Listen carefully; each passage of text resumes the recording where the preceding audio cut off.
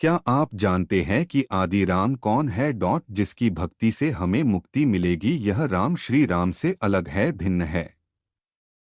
वहाँ राम कौन है जिसकी गवाही वेद और गीता देते हैं, जो हमें पूर्ण मोक्ष देगा, जिसकी भक्ति करके हनुमान जी भी मोक्ष को प्राप्त हुए। आइए इस राम नवमी पर जानते हैं उस आदि राम के बारे में। बने रहे हमारे साथ। राम जपो रे प्राणी, अब तो सुन ले राम कहानी। रमता राम यानी सर्वव्यापक, जिस परमेश्वर की असंख्य ब्रह्मांडों पर सत्ता है, ओवरऑल कंट्रोलर है, उसका नाम जपो रे प्राणी, अब तो सुन ले वो राम कहानी। अपने आत्माओं, पहले तो आपको राम की डेफिनेशन बताते हैं, डेफिनेशन ऑफ गॉड। परमात्मा की कहानी सुनाते हैं। परमात्मा कहते किसे हैं? श्रीमद् भगवत गीता अध्याय नंबर 15 के श्लोक 16 और 17 में 3 पुरुष बताए हैं। पुण्यात्माओं, यहाँ थोड़ा सा एक आपको थोड़ा सा सत्र करता हूं कि देखो, आज मानो कितना इंटेलिजेंट हो गया। छोटे छोटे बच्चे इतने बड़े बड़े सब्जेक्ट को कंठस्थ याद कर लेते हैं और सफल हो जाते हैं। इसी प्रकार आप विद्यार्थी हैं इस अध्यात्म मार्ग के, तो इसमें आप जी ने बहुत ध्यान से और परमात्मा के इन सदग्रंथों को ध्यान से सुनना है, और इनको थोड़े से दिन में आपका याद हो जाएंगे ये, जिस कारण से आप विचलित नहीं होगे।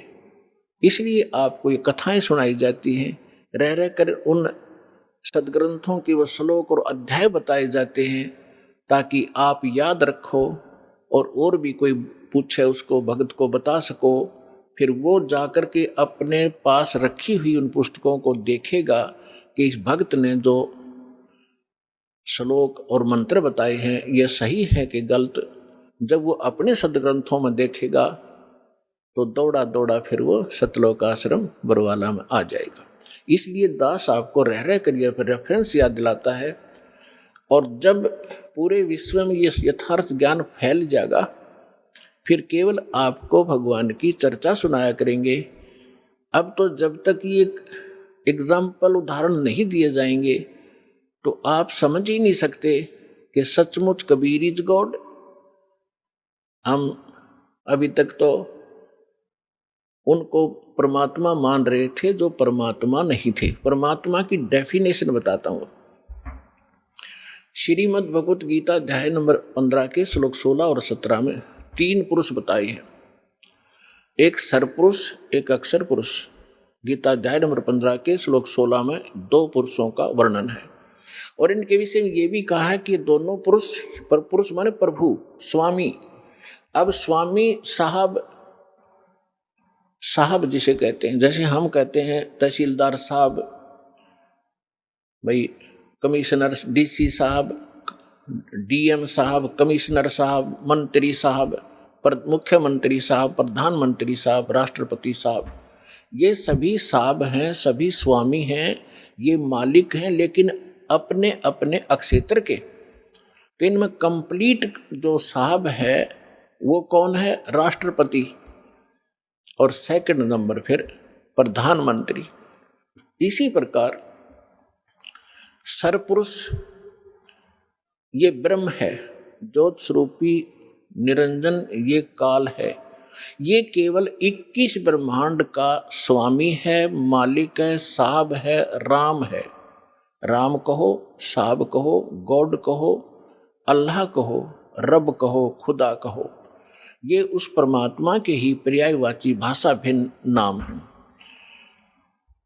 तो ये इन दोनों के विषय में कहा 15वें अध्याय के 16वें श्लोक में श्रीमद् भगवत गीता में कि सरपुरुष और अक्षर पुरुष इस पृथ्वी वाले लोक में ये 2 पुरुष हैं, और इनके अंतर्गत जितने प्राणी आते हैं 21 ब्रह्मांड तो हैं ब्रह्म के, और 7 शंख ब्रह्मांड, नील, पद्म, शंख, ये काउंटिंग है गणित रीति से। सात संख ब्रह्मांड का स्वामी है अक्षर पुरुष। वैसे अक्षर का अर्थ होता है अविनाशी, लेकिन ये अविनाशी नहीं है, ये चिरस्थायी है और इसलिए इसको भी अविनाशी कहा गया है। ये वास्तव में अविनाशी नहीं है, क्योंकि इससे अगले मंत्र में 17वें मंत्र में गीता जी में वो स्पष्ट हो जाता है।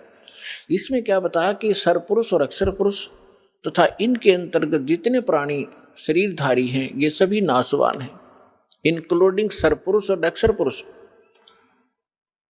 फिर बताया है लेकिन जीवात्मा किसी की नहीं मरती। फिर 17वें श्लोक में गीता अध्याय नंबर 15 के श्लोक 17 में कहा है कि उत्तम पुरुष है तू अन्य, उत्तम पुरुष है तू अन्य। उत्तम माने श्रेष्ठ, पुरुष माने परमात्मा। वो श्रेष्ठ परमात्मा तो इन ऊपर वालों से कोई भिन्न है। और परमात्मा इति उदाहरते, जिसको परमात्मा कहा जाता है,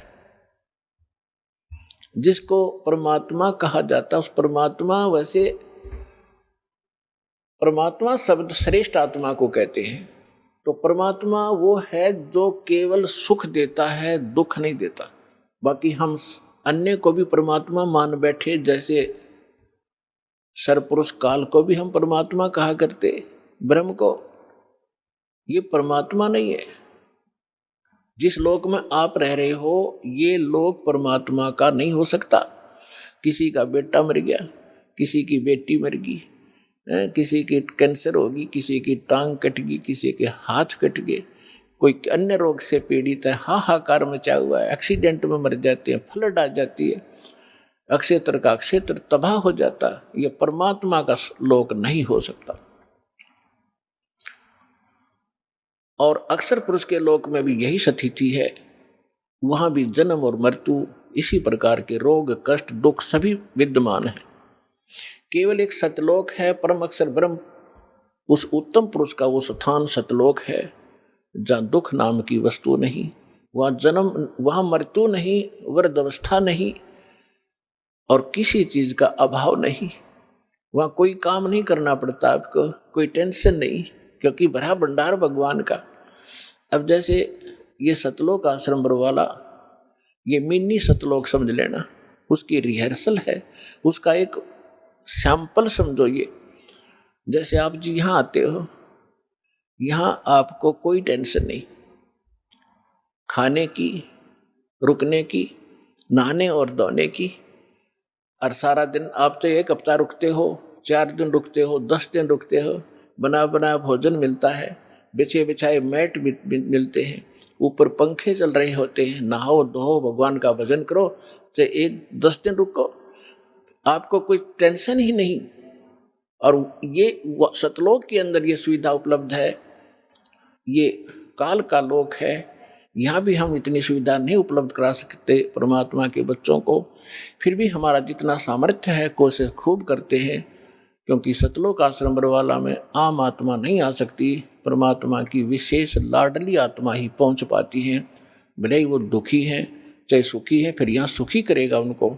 इसलिए हम संभव कोशिश करते हैं इनको कोई कष्ट ना हो। हम तो दास हैं उस परम पिता के, और आप उस भगवान के समर्थ के बच्चे, आपके लिए हम फिर भी संभव कोशिश करते हैं जितनी हमारा सामर्थ्य है कि किसी प्रकार का इनको कोई कष्ट ना हो।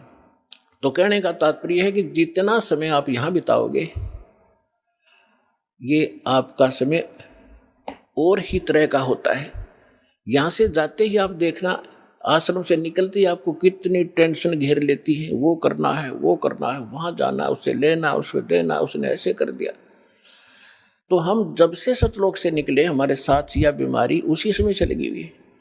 अब हमने वही जाना है जहाँ कोई अभाव नहीं, वहाँ फलदार सदाबहार वृक्ष हैं, सदाबहार मेवे हैं। जैसे जंगल में आपने देखा होगा शामक खड़ा रहता है, पहले पुराने समय में तो बहुत ज़्यादा फलदार वृक्ष होते थे, कहीं पर कुछ लग रहा है, कहीं पर कुछ फल लगे हुए हैं, खाओ तोड़ो खाओ बैठ के ठाट से। तो वहाँ सतलोक के अंदर आपको कोई काम नहीं है और सब चीज़ उपलब्ध है। तो कहने का भाव यह है कि वो सतलोक है उस परम पिता परमात्मा का, और वो भगवान परमात्मा है। अब यहाँ बताया है, रमता राम जपोरे प्राणी, अब तू सुन ले राम कहानी। अब हम राम शब्द से कहाँ हम अपने दिमाग की सुई ले जाते थे।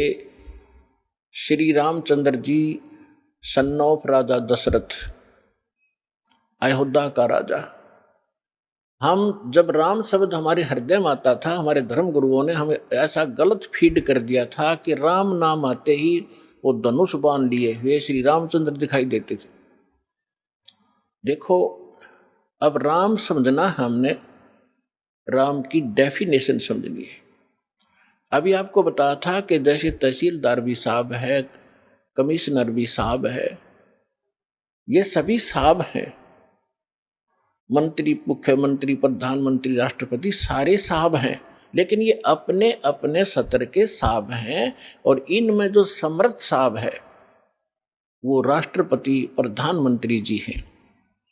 इसी प्रकार रामचंद्र जी ये श्री विष्णु समझो, सतोगुण विष्णु। और विष्णु जी की कितने राम हैं, कितने मालिक हैं, कितने पुरुष हैं, कितने प्रभु हैं, कितने देव हैं, ये केवल एक सतोगुण प्रधान परमात्मा, सतोगुण प्रधान भगवान राम है ये। और केवल एक ब्रह्मांड के अंदर 3 लोकों के ऊपर इस विभाग के मंत्री हैं। ये सतोगुण विभाग के मिनिस्टर हैं, पृथ्वी लोक पर, स्वर्ग लोक पर और नीचे पाताल लोक पर। केवल 3 लोकों पर अपने इस विभाग के ये स्वामी हैं, राम हैं। ब्रह्मा जी रजोगुण विभाग के मंत्री हैं, मिनिस्टर हैं, और ये भी इन्हीं 3 लोकों के ऊपर स्वामी हैं, राम हैं, मालिक हैं, पुरुष हैं, प्रभु हैं। और शंकर भगवान तमोगुण विभाग के मिनिस्टर हैं। इसी प्रकार इन 3 लोकों पर इनके जो पिता हैं सरपुरुष ब्रह्म, ज्योत स्वरूपी निरंजन, ये इसके 21 ब्रह्मांड हैं। एक ब्रह्मांड समझो एक प्रांत है, और ये प्रत्येक प्रांत में मुख्यमंत्री का, चीफ मिनिस्टर का रोल करता है। अपने 3 पुत्रों को ये प्रधानमंत्री, ये मंत्री बनाकर रखता है, मुख्यमंत्री।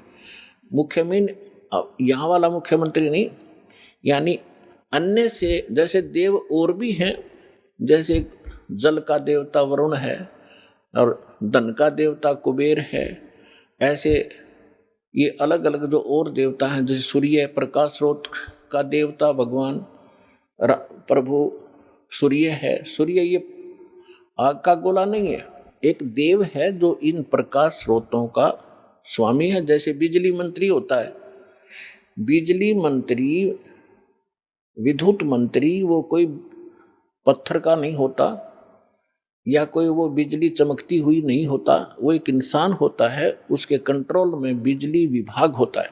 इसी प्रकार सूर्य देव ये नहीं है जो सूर्य चमक रहा है, इनके ऊपर कंट्रोलर है सभी सूर्यों पर। इस ब्रह्मांड के अंदर भी कई सूर्य हैं, एक नहीं। और ऐसे ऐसे बहुत से और भी प्रकाश स्रोत हैं चंद्रमा की तरह, तो उन सब का कंट्रोलर वो है। ऐसे तो कहने का भाव ये है कि ये केवल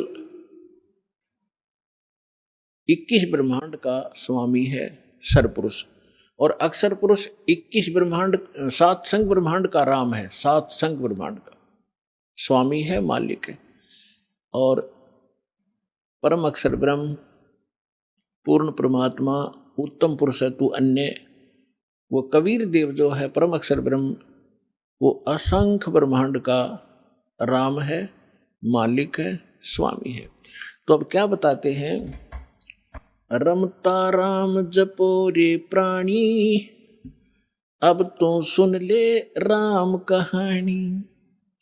कच्छ मच्छ कूरम ना होते, धौल धरनी नहीं ध्यानी। चंद सूरज 2 दीपक ना थे पवन और पानी। भाई कच्छ मच्छ ये कूरम ना होते, धौल धरनी नहीं ध्यानी। चंद सूरज 2 दीपक ना थे पवन और पानी।